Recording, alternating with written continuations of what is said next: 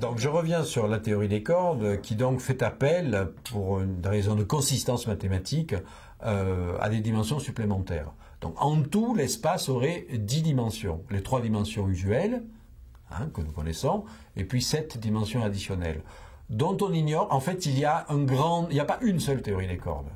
Il y a un grand nombre de variantes de la théorie des cordes, qui pose d'ailleurs un énorme problème de nature épistémologique, si je puis dire, parce qu'en fait, il y a à peu près 10 puissance 500, je ne sais pas si vous vous imaginez ce nombre faramineux que 10 puissance 500, c'est incroyablement plus grand que le nombre de particules totales dans l'univers, qui n'est que de 10 puissance 80. Il y a 10 puissance 500 théories des cordes différentes, chacune faisant des prédictions.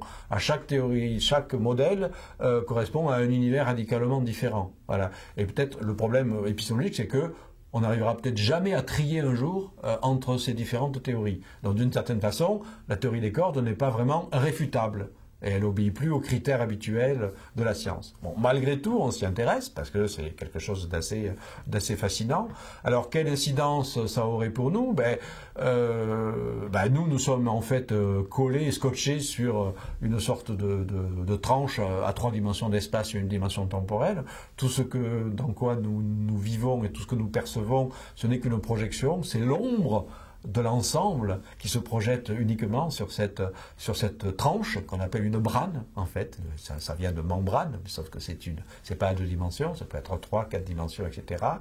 Et parmi les choses intéressantes de cette hypothèse, c'est que si on imagine le vrai espace, chaque membrane, c'est-à-dire chaque tranche de ce grand gâteau, correspond à un univers. Mais tout ça, c'est en mouvement. Donc vous avez des branes qui se croisent. Et vu depuis une brane, le croisement de 2 branes, ça ressemble à quoi? À un Big Bang. Donc dans ce modèle-là, le Big Bang n'est pas le début de l'univers, ce n'est que le croisement de 2 tranches d'un espace qui, lui, est éternel et ne bouge jamais. Voilà.